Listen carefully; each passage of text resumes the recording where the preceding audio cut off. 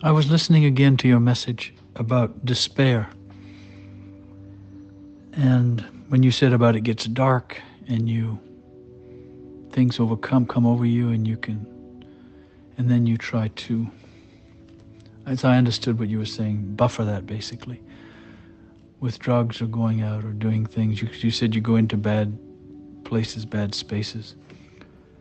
I know this dark place, and this is how I understand it. This, in fact, is what most people are buffering. For most people, this is what all their buffers are hiding, covering over. That all of the false pretense, even all of the fears, all of the imagination, all of the imagining of who one is, who Peter is, and this even a deep felt sense of Peter. If you could peel all of that away, and I think in a way this is what his meditation was, except his meditation seemed to imply you can just peel everything you've accumulated as a feeling of identity. You could peel all of that away and you will arrive at your true self. And my experience says otherwise it's not quite like that. It's rather that when you peel it all away, you come to a deep root. And this root, it is dark because it's in the soil of your being. And this deep root is this feeling of I. Even when you take away a lot of the peripheral stuff, there's still this deep-rooted feeling of I. In my observation, this deep despair is what Gurdjieff calls the realization of one's nothingness.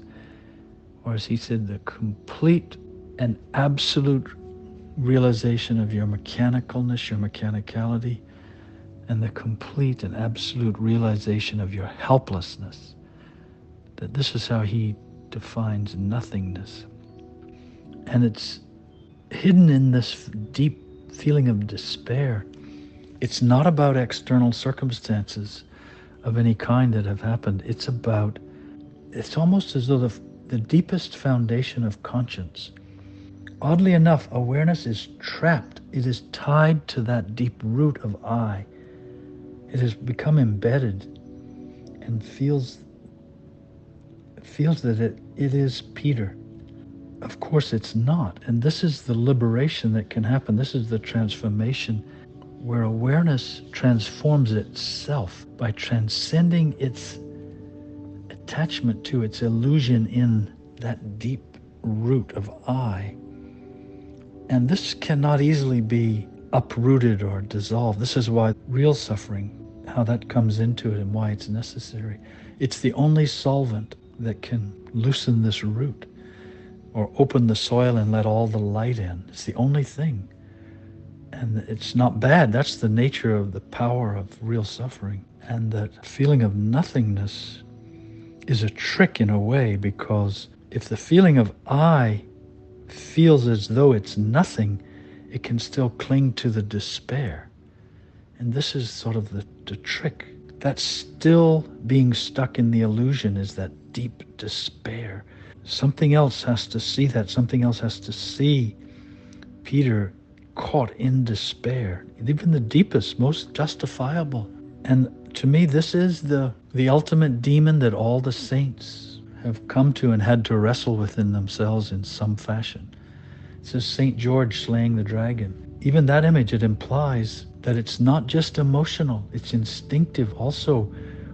Awareness is strongly rooted as a sense of I in the instinctive body, as well as in the emotional, psychological mind.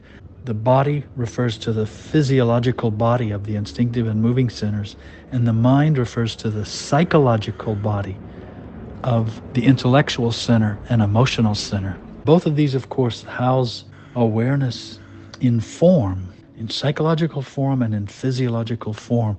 And this deep despair, it is a combination of instinctive and a combination of emotional or psychological. It is both, and this is the most difficult thing to transcend and to transform. It is like you're pulling up a plant out of the soil, and you pull, and it pops out, but the root is still there. And now you have to go and grab the head of that root and pull it out. And sometimes that still doesn't work. You only get a little bit below the soil. Now you have to either get water and loosen up the soil, get a pick and axe or shovel and dig that thing out. And these periods of this despair, to me, are what those are about. It's sort of sitting there, settling there around this despair until there comes a moment where you can realize it's who you have felt yourself to be at the deepest core for so long. And it's not. That's not consciousness. That's not awareness. It is this illusion of I. This is why awakening is so rare, and why one has to be so prepared, and why awareness, consciousness has to be established enough to endure this experience without losing itself in the despair. This is what happens. We lose ourselves in the despair, just like we lose ourselves in the roast beef sandwich when we're eating it. That's where we start. Now we have to stay present during these journeys into this despair, and not despair, not to despair about the despair, and to find something deeper and higher that can recognize itself in a new way, a more expanded way. As I recall, Gurdjieff, when he was talking about a lot of this, he said, awakening has to do with a new growth of essence. Those were his words. A new growth of essence. This new growth of essence, to me, it refers to this seed is now giving way. It's blooming. It's starting to produce that little stripling, and it's now consciousness arising in pure metaphysical form, but not in physiological form, and not in psychological form only. Now, those both somehow distilled out of them is this metaphysical, this awareness, this consciousness, which has to gain its own intelligence, its own footing in its own territory, and see that even that deep despair is not real in terms of awareness. It's only still real in the psychological and physiological realms. Ultimately, this is the preparation for death, because at death, of course, what will happen is the physiological and the psychological footholds, the handholds, the things we've been relying on for a sense of identity, will turn off. They'll be shut off. They'll be unplugged, however you choose to think of it. And awareness now will be on its own.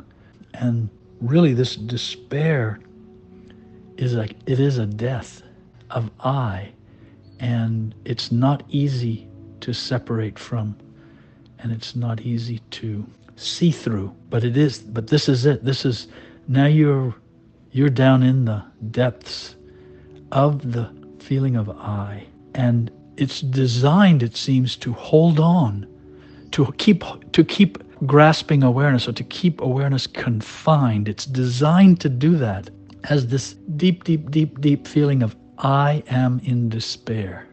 I am in darkness. And something has to, ironically, I was going to say something has to let go. And what it is, awareness has to let go of its hook, its grasp on the feeling of I, even in that deep despair, and somehow set itself free.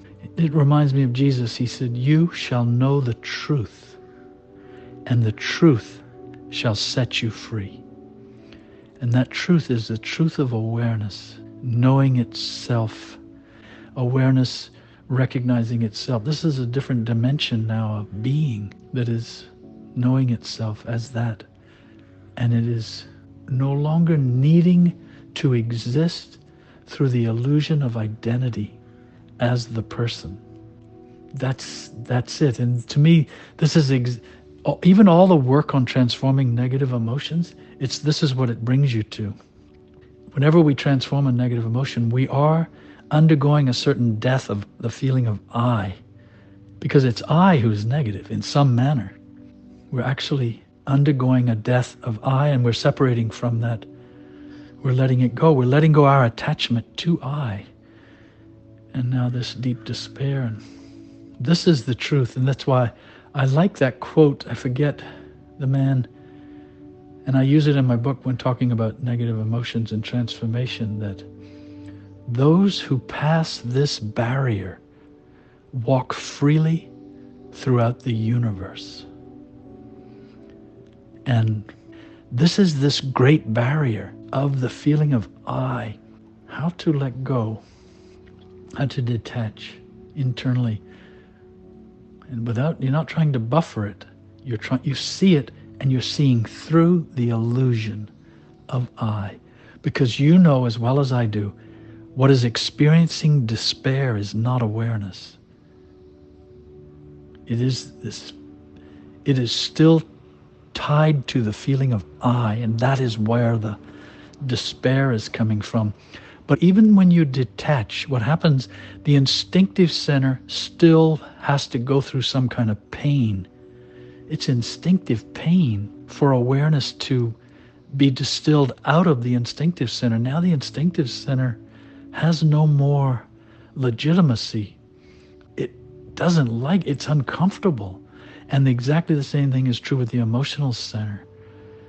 This emotional sense of me, it feels too, no, I don't want to give up this known feeling of identity. And when the emotional center and the instinctive center, they are the soil in which awareness has been buried. And now it has to come out. And these moments of despair, that's it. This is beautiful stuff if we can endure it. But what happens is we often aren't able to endure it, and we turn to something else, to comfort, to appease, to pacify, to avoid. We either become negative, or we become depressed, or we take drugs, or we go do whatever. And all of those it just shows us our level of being, that we can't go through this barrier and then walk freely throughout the universe. That's so big, isn't that so huge, that idea? This is the barrier. On the other side of this barrier, there is now a tremendous vista that we usually don't have access to, and which is waiting for us. And you have to, somehow awareness has to intuit its way, find its way into that new vista of itself, and see, whew, all of that stuff behind me I thought was so real.